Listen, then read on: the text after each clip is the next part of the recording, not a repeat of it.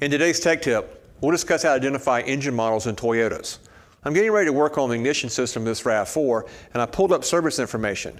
You'll notice I have two choices.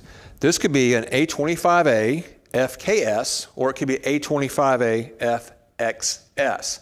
How do I know which model I have? We need to identify the engine code by the emissions label. Let's go over there and look at it. So I'm back over here at my Toyota RAV4, and I'll read the emissions decal.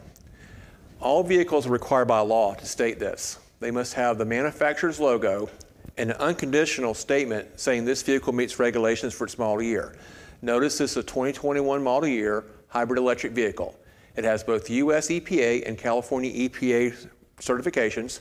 In this case, California always trumps US.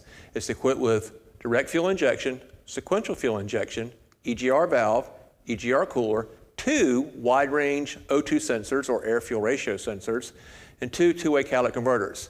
Here, A25A FXS is this engine's model number. That's how you read the emissions decal on a Toyota. Thanks, and join us again for more tech tips.